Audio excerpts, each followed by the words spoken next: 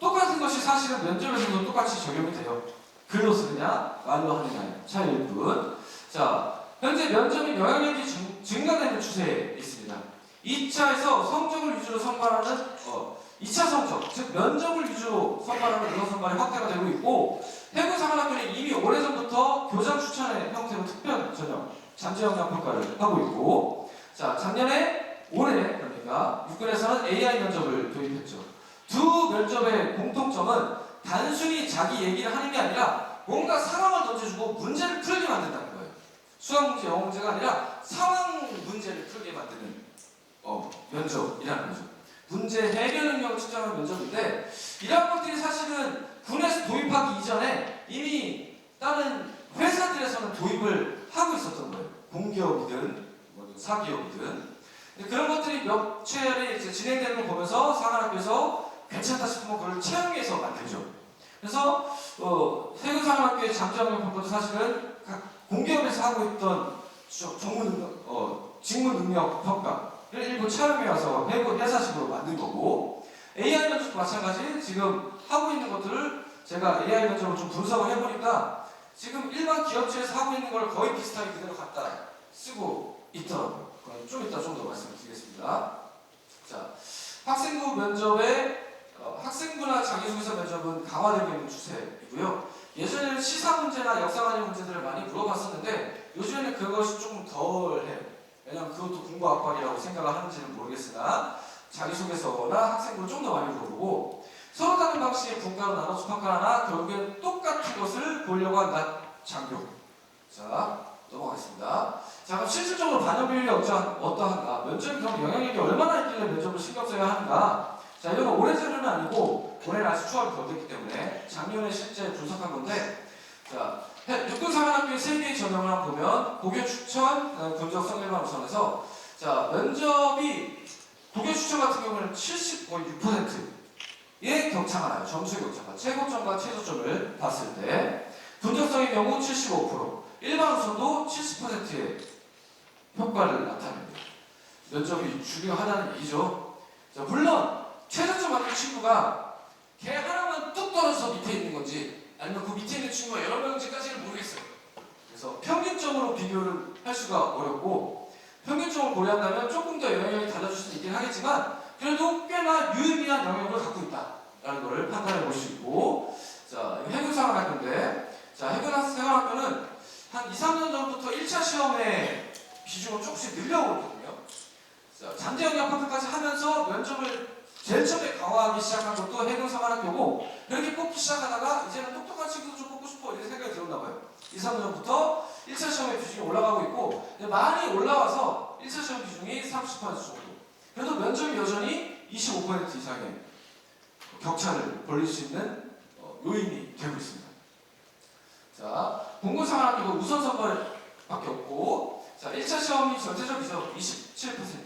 하지만 면접도 비슷한 영향력이 있어요. 28%. 다른 사관학교보다 확실히 1차 시험의 비중이 높다는 걸 알 수 있지만, 그렇다고 해서 1차를 못 보면 떨어지느냐? 아니에요. 면접에서의 역전의 기회도 분명히 있다. 실제로 그런 친구들이 있습니다. 1차를 예비 순위로 들어가서 나중에는 예비 없이 그냥 1차로 합격해버리는 친구들이 있어요. 그 친구들은 결국에는 뭐밖에 없느냐? 면접을 잘 본 것밖에는 없어요. 자, 각 군에서 실제 반영 비율이 들어가고, 자, 그러면은 면접의 요인들은 뭐가 있는지 대략적으로 한번 묶어 설명해 보겠습니다. 자, 평가 영역 첫 번째 지필 영역. 가서 면접 말로만 하는 게 아니라 뭘 또 쓰라고 해요. 참 어렵죠. 자, 논술을 쓰라고 합니다. 역사관, 가치관 논술이라고 하는데, 육군, 공군, 간호사관학교 3개의 사관학교에서 실시하고 있고, 대부분 들어가는 첫날 이걸 작성하게 합니다. 문제는 뭐 그런 거예요. 고종 황제의 마지막에 정식들을 기술해둔 무슨 기사 같은 걸 주고, 고종 황제에 대해서 어떻게 생각하냐? 뭐 이런 거. 아니면은 뭐 지금 북핵 문제에 관련된 어떤 기사나 이런 것들을 주고, 북한 관련해서 어떻게 생각하냐? 이런 것들을 쓰게 하는데, 결국에는 어떻게 생각하냐는 거예요. 자, 일반 학교의 면접과는 노술과는 다르죠. 일반 학교의 노술은 가치관을 평가하고자 하는 게 아닙니다. 그렇죠? 근데 사관학교의 노술은 가치관을 평가하겠다는 거예요. 그래서 고종 황제에 대해서, 고종은 우리나라를 멸망시킨 왕이에요 뭐 이런 식으로 쓰면 안 된다는 거죠. 그렇죠? 고종의 마지막에 자수적 노력에도 불구하고 우리나라가 외세의 침략을 당하게 되었다 이렇게 써야 된다는 거죠. 국회 문제에 대해서도 그거 못하면 신경 써요 이렇게 쓰면 안 된다는 거죠. 그렇죠? 한미 무슨 동맹에 대해서도 마찬가지. 군에서 요구하는 가치관이 있는데 그거에 맞게 써줘야 돼요. 내가 사드를 반대한다 할지라도 사드는 배치해야 되고, 그렇죠? 한미동맹, 미국이 싫다 할지라도 한미동맹은 국가나 동맹으로 영원히 계속돼야 되는 거죠. 가치관 평가라는 걸 명심해야 됩니다. 나중에 이거 가지고 면접에서 물어봐요. 너 이렇게 썼네? 왜 이렇게 썼어?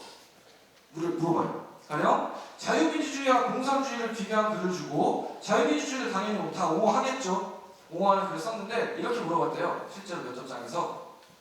그래 자유민주주의가 우월하다는 거 알겠는데 그래도 공산주의가 자유민주주의의 약점을 보완해서 나중에 나온 거 아니야? 그럼에도 불구하고 자유민주주의가 더 우월해? 이렇게 물어봤대요. 어렵죠. 그렇죠? 그럼 사실 뭐 좋은 대답이라고 하면 그럼 결국에는 현실에서 그것이 실현된 모습을 한번 보고 싶습니다. 우리 대한민국과 혹은 중국, 우리 대한민국과 러시아를 비교하면서 사회 발전상이나 사람들의 생활상 이런 것들을 말했으면 됐을 텐데 순간 퍼뜩 떠올리기가 쉽지는 않았을 겁니다. 자, 역사 논술을 이해하고 가치 평가라는 것을 반드시 배워봅시다. 자, 두 번째. 자, 그다음에 인적성 검사.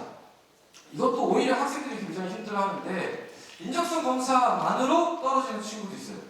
자, 특히나 MMPI 검사, 미네소타 검사는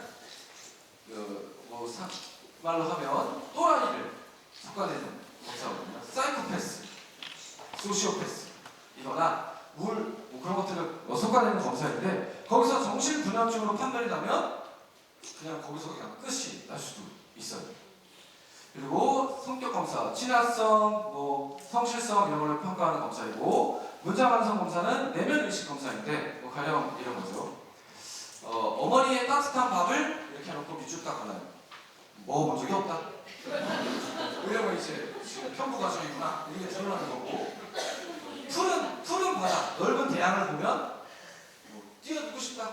이런 자살 추궁이 친구인 거고 이제 그런 것들이 알게 모르게 자기 의식 속에서 빨리 써야 돼요. 이게 시간을 많이 안 주기 때문에 즉각적으로 쓰다 보니까 그런 걸 이제 끄집어낼 수 있는 거죠. 내면 문제들을. 자, 신뢰도가 높은 검사라서 답을 꾸며서 고르는 건 소용이 없고 고를 수도 없어요. 만약에 꾸며서 고른다 그러면 시간 내에 못 풀 겁니다. 그래서 평소에 자기가 하던 대로 하면은 우리 특별한 정신상 이상이 없지 않는 한 크게 무난할 것이다. 게다가 문제가 되는 건 특히 육군 상황학교 같은 경우에 애니어 성격 검사에서 자기가 답을 잘 몰라가지고 나는 창의적이고 개방적인 사람이야 이렇게 나왔어요. 근데 면접을 하다 보니까 자기의 단점으로서 자 너의 장단점을 얘기해봐. 저의 단점은 좀 수줍음이 있다는 겁니다. 내가 이렇게 대답을 해요. 그럼 아닌데? 다른데? 너 시험 그냥 바꿨니? 거기서 마이너스 줘. 그러니까 솔직히 대답을 하는 게 낫겠다. 너무 부담 갖지 말고. 자, 인적성 검사도 학생들이 좀 부담스러워 하더라고요. 한 1000여 개의 문항을 1시간 내에 보니까. 자, 그 다음에 기타 지필고사. 육군에 자기소개서 2 들어가자마자 자기 컴퓨터 작성해야 되고, 올해 AI가 좀 도입됐고, 해군에는 약수이 없는 대신에 설문조사라는 걸 봅니다. 뒤쪽에 좀 더 설명드리겠습니다. 자, 그다음 구술영역. 자, 실제로 면접관을 들어서 말로 하는 것은 뭐가 있느냐? 주제토론, 첫 번째. 자, 주제토론은 가치관 평가는 아니에요. 일반적인 방식은 주제를 하나 던져주고 6명 정도를 모아주고 자, 찬성할 사람, 반대할 사람 그래서 찬성 4명에 반대 2명이다. 그럼 한 명 찬성으로 가지 세트를 맞추자 이렇게 얘기를 해요. 그렇다는 얘기는 가치관 평가는 아니다. 중요한 가치관이 드러날 수 있는 문제들도 선별하지 않아요. 가령 성악설이 맞냐, 성성설이 맞냐 이런 교과내에서 확인할 수 있는 문제들 아니면 시사 문제이긴 하나 학생들과 연관성 깊은 문제들 약간 인권에 관련된 무슨 제주도 난민을 받아들이느냐 받아들이지 않느냐 뭐 이런 거 아니면은 버스에 음식을 못 갖고 타게 조례가 바뀌었는데 그거 어떻게 생각하냐 찬성이냐 반대 자기가 경험했거나 아니면은 교과 과정에서 배울 수 있을 법한 주제 내용들이 주제로 던져지는데 뭐를 선택하든 상관없다.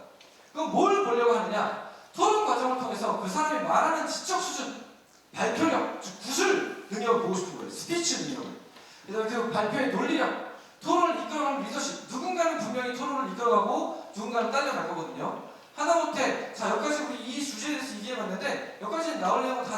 같아요. 다음에 요거에 대해서, 요 꼭지에 대해서 얘기해보는 게 어떻겠습니까? 누군가는 그걸 해요. 그걸 하는 사람이 리더십이 있는 사람이죠. 그래서 그런 과정들을 지켜보면서 다 점수화 시킵니다. 그럼 자기가 말만 잘하면 되느냐? 아니에요. 남이 말하려고 할 때 자기 여지껏 말을 많이 했음에도 불구하고 잠깐만요. 제가 한마디 더 할게요. 강점이에요. 남의 말도 잘 들을 수 있어야 돼요. 그렇죠? 자, 그렇게 공동체 친화적인가, 타인의 의견을 경청하고 수용하는가, 혹은 자신의 의견도 논리적인가, 이런 것들을 보고자 하는 게 주제 토론의 방식입니다. 과거에는 3대3으로 나눠서 주관했었는데 요즘의 방식은 약간 경찰대식으로 바뀌었어요. 경찰대의 주제 토론은 3대3으로 서로의 편을 옹호하는 방식이 아니라 개별 각계 전투로서 합의를 도출하는 방식이에요. 그래서 처음에 뭐 버스에 음료수 못 갖고 타게 하는 거 어떻게 생각하냐 각자 한번 발표하고 그 다음에 서로 설득시키면서 그래? 그럼 결국에는 이 정도가 괜찮겠네. 음식을 다 못 갖게 타고 하는 건 좀 그렇고 그냥 음료수 정도는 갖고 타면 어떨까? 우리는 그렇게 생각해. 라고 이제 결론을 이끌어내는 방식. 이 경찰대 방식인데 최근 근 한 2년 정도는 사관학교 특히나 육사에서 이런 경찰대 방식을 도용해서 비슷하게 주제 토론을 하고 있다는 게 확인이 됐어요. 두 가지를 다 준비할 필요가 있습니다. 자, 그 다음에 학생부와 뭐 자기소개서의 내용을 점검하는 분야가 반드시 하나가 있고, 자, 아까 충분히 설명을 드린 것 같아요. 장비로서의 자질이 드러나게 기승전결의 전 스토리와 사례를 반드시 얘기해요. 그럼 그 사례의 진실성이 묻어납니다. 진실하다고 느껴지지 않으면 추가 질문합니다. 너 여기서 봉사활동했다고 적혀있네? 근데 나 너 의심스러워. 자, 봉사활동하면서 만났던 할머니 그렇게 친했다며? 세 분만 이름 대봐. 이렇게. 네가 그렇게 조직 친한 이거 친구도 많아? 근데 아까 뭐 우리 성격검사 보니까 너 개방적이지 않대. 자, 지금부터 네 가장 친한 친구 3명 이름과 전화번호 이런 식으로 당황시켜요. 그랬을 때 사실은 뭐 전화번호 막 대도 그 사람들도 모르는데 그렇잖아요? 사람들이 당황하게 되면 하고 막히면 이제 거기서 감정이 또 갈 수 있는 거죠. 그래서 그 사례에서 진실성 있게 내가 정말 하고 싶어 죽겠고 이게 정말 사실이에요. 저는 이런 인재예요.가 드러나는 게 결국은 사례이기 때문에 사례의 중요성, 느낀 점 아까 말씀드렸듯이 중요하고, 자, 학생부상의 약점들이 분명히 있어요. 결석이 있거나 아니면 뭐 내신 성적이 매우 낮거나 독서 활동이 1학년 때는 10번이었는데 2학년 3학년 때 아예 없거나 눈에 보이는 그 결석들이 분명히 있거든요. 혹은 조금 뭐 그런 경우는 뒤에 그 선생님들 의견 기술란에 약간 칭찬 같은 칭찬 아닌 것을 써놓는 경우가 있어요. 뭐 가령 뭐 이 친구가 노력만 좀 더 한다면 앞으로 발전 가능성이 높을 거라고 생각돼. 뭐 이런 거. 그러면 이제 면접관들은 그 안에서 행간을 묻죠. 노력은 진짜 안 하는구나. 이런 식으로. 혹시나 그런 것도 이제 꼼꼼히 뜯어보면서 면밀히 좀 봐야겠다. 자, 부정투표, 자신감이 결여된 태도는 반드시 피해야 하고, 적극성, 어떻게든 뽑아달라고. 그래서 너무 단답형을 하는 것도 안 좋아요. 요즘에 면접의 추세는 단순히 사항을 확인하는 게 아니라 구술입니다. 스피치를 시키고 싶어요. 그러니까 기승전결에 맞게 자기 이야기를 딱 마무리 짓는 모습을 보여주면 좋겠다. 뭐 모르는 게 나온다 할지라도 자신감 없이, 특히나 육사가 그런 게 심한데 만약에 이름이 어떤 가수랑 똑같으면 꼭 노래 시켜요. 너 그 알아? 네 압니다. 노래도 알아? 예 압니다. 자 노래가 장전 시작 이렇게 하는데 거기서 쭈뼛쭈뼛 이러면 너 앞에 나 장교를 하겠다는 애가 그런 수기도 없어? 뭐 이런 식으로 돼버리니까 반드시 좀 적극성을 좀 보여라. 모르는 게 나와도 뭐 시사 이슈 중에 뭐 자기가 의도치 않은 게 뭐 나왔다 그러면은 모르겠습니다. 잘입니다. 그거 그거 하려고 했는데 뭐 이런 거보다 제가 모르겠습니다. 학생이라서 공부하느라고 거과 신경 못 썼습니다. 사람이 입고하면 그거 열심히 챙겨보겠습니다. 이거 얼마나 이뻐 차라리. 그쵸? 자, 적극적이고 자신감 있는 태도를 보여라. 자, 아까 말씀드렸듯이 심리검사의 결과와 자신의 성격 특징이 일치하면 좋다. 자, 역사관, 장교관. 이거는 해군 사관학교에서 특히나 좀 많이 보는데 북한의 도발에 대한 역사나 한미 동맹, 동북아 정세에 대한 것들은 조금 숙지를 하면 좋고요. 그래서 문제가 되고 있는 것들, 관심정사나 여군 증강의 문제, 모병제 이슈, 양심적 병역 거부자에 대한 대체 공모제, 국방개혁에서 사병의 숫자를 줄이고 첨단 무기로 가는 과정에서의 문제점들, 이런 것들에 대해서는 조금 생각을 해주는 게 좋겠습니다. 자, 군에 대한 생각, 장교에 대한 생각, 그리고 특정 역사적 사건을 물어보기도 해요. 특히나 회사에서 이런 얘기들이 많이 중요하게 생각합니다. 자, 잘 모르겠다 그러면 좋은 소스가 있습니다. 국방일보. 국방일보의 사설이나 이런 것들은 군의 시각이 그대로 드러난 거죠. 공부하다가 좀 심심하면 이게 머리를 풀 게 소스가 될지는 모르겠으나 국방일보 들어가서 그냥 몇 개라도 읽어보면은 평소에 좀 대비가 될 수 있겠다. 자, 그다음에 군 기본 자세. 군인으로서 가져야 될 외향적 부위, 발성이나 두발, 복장. 그래서 두발이나 복장 같은 것들은 면접관들이 중간중간에 학생 기다릴 때 계속 강조해요. 또 옷이 왜 그래? 머리 왜 그래? 이렇게. 머리 짧게 딱 자르고 하고, 복장도 조금 완전 정장은 아니라 할지라도 조금 정장 비슷한 격식을 차린 복장을 반드시 하고 와야 됩니다. 자, 종합판정. 종합판정도 각 상황마다 분명히 다 있는데 여기서는 뭔가를 더 평가하는 건 아니에요. 다만 마지막으로 학생을 보면서 보류 혹은 추천, 불합, 만약에 성격 검사에서 이상하게 나왔다, 사이코패스가 나왔다, 그럼 마지막에 영상적 장교가 한번 보고 몇 마디 해보다가 얘 사이코패스 맞는 것 같아. 그러면 너 불합 결정하는 부분이 생도대장과의 대화입니다. 자, 이런 것들이 전체적인 요소인데 각군 사관학교에서는 그게 다른 이름으로 들어가 있을 뿐이에요. 자, 육군 사관학교 1박 2일로 하고 먼저 체력 먼저 보고 그 다음에 신검을 봅니다. 왜 체력에서 떨어지는 것도 많으니까 역사는. 자, 이런 순서로 진행되는데 세부 사항들은 아까 말씀드렸으니까 쭉쭉 그냥 넘어가겠습니다. 자, 3분과 생활의료부, 4분과 자기소개서, 5분과 외적사세, 6분과 심리검사. 심리검사도 점수를 매겨요. 육사를 특이하게. 자, 7분과 종합판정. 이런 순서로 육사가 이루어지고 올해 말씀드린 건 이 AI 면접일 것 같아요. 올해 가장 특징이 있었던 건. 자, 육군에서는 사관학교를 포함해서 모든 장교 선발에 AI 면접을 적극적으로 지금 도입을 하고 있는 추세이고요. 자, 올해는 점수화시키지 않겠다라고 했지만 발표하면서 차차 점수화시키겠다라고까지 발표했어요. 얘네는 점수화 될 수도 있습니다. 자, 올해 파악된 걸 좀 얘기를 해보면 사실 요 사이트 마이너스인의 요 회사가 우리나라의 지금 기업체들의 AI를 담당하고 있는 그 기술을 갖고 있는 회사이거든요. 사관학교도 같은 걸 쓰더라, 파악을 해보니까. 그래서 그걸 좀 뜯어봤죠. 그걸 좀 뜯어보고 학생들이 복기를 한 걸 좀 봤는데 학생들이 이걸 복기를 못해요. 빡세서 기억이 안 나게. 그만큼 어려웠고 학생들이 다 이거 보고 나서 말을 하는 거 보면 선생님 저 망했어요. 저 떨어질 것 같아요. 그래서 정신 안 들어가. 그래서 망했어요. 막 이렇게 얘기를 할 정도로 어려웠대요. 자, 세분 한번 뜯어보겠습니다. 짧지 않아요. 60분이 정시이고 좀 빨리 하는 친구는 한 10분 정도 좀 빨리 해서 50분 내지 60분이 걸리고 자, 이 안에서 인지, 지각, 공감, 판단 능력, 성격과 직무 성향 이런 것들이 평가가 되는데 자, 거기서 뭐를 가지고 평가하냐 답변의 내용도 내용이지만 답변을 쓰는 단어들 내가 어떤 단어를 나열하는가 이런 것도 평가가 되고요. 자, 눈이 초점, 눈이 어디로 가 있는가 안면 그림이 어떻게 움직이고 답하는 속도는 어떠한가 키보드를 누르는 속도는 어떠한가 즉 즉답하는가 조금 생각하는가 이런 것도 성향이 다 들어가겠죠. 그렇죠? 그 다음에 답변이 얼마나 정확한가 이런 것들 모든 요인들을 다 카메라와 마이크로 이제 검사를 합니다. 자, 실제로 들어가 보면 구성은 기본 질문 파트가 있는데 이거는 일반 기업체하고 사관학교하고 똑같이 진행했더라고요. 사실상 갖다 쓰는 것 같아요. 제 생각에는. 그 몇 개 질문만 바꿔서. 자, 기본 질문은 아예 주어져 있어요. 자기소개해봐라. 30초 생각하시나 주고 90초 답변하고 그 다음에 두 번째 자신의 장단점에서 얘기하라. 장단점에 대해서 얘기해라. 30초 생각하고 90초 답변하고 마지막으로 지원 동기는 어떠하냐? 이렇게 요 질문은 다 똑같은 기본 질문이고요.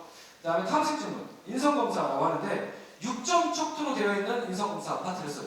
매우 그렇다, 다소 그렇다 이렇게 해가지고 인성검사를 좀 실시하고 이것도 시간이 빨리 가가지고 굉장히 빨리 답을 받아야 돼요. 생각하지 못하게. 그래서 간단하게 약간의 검사를 실시한 다음에 그 다음에 게임을 해요. 뇌과학 게임. 그 마우스와 키보드를 이용해서 문제 해결. 이게 좀 학생들이 여기서 이제 멘탈이 나가기 시작했는데 문제가 생각보다 쉽지 않더라고요. 가령 이런 거. 무슨 막대기 3개를 주고, 그러니까 예전으로 좀 변형해서 얘기하자면 성냥개비로 모양을 만들어 놓고, 자, 성냥개비 2번만 옮겨서 요 모양 만들어내, 뭐 이런 거 있잖아요. 그렇죠?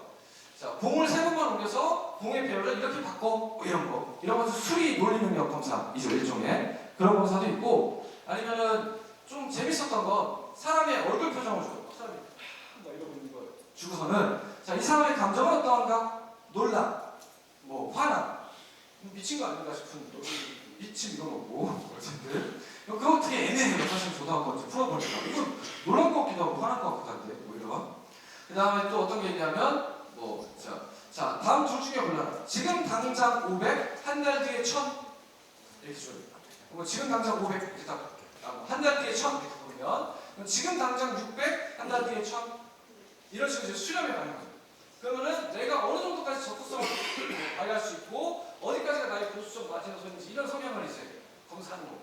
근데 검사하면서 어떤 친구는 한 5초 정도 생각하면서 키보드 누를 수도 있고 어떤 친구는 즉각 페이도 좋지 이렇게 할 수도 있고 그것도 성향이죠 사실.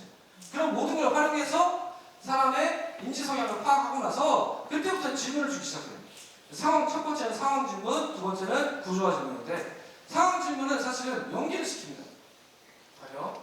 이렇게 내가 지금 연말까지 맡고 있는 프로젝트가 굉장히 많이 있어서 그것도 끝내기 힘들다.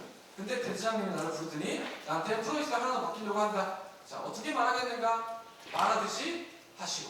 이렇게 나와요. 그럼 이제 메소드 연기를 펼쳐야 되는 거죠. 이게 적응해야 돼요. 그거예요.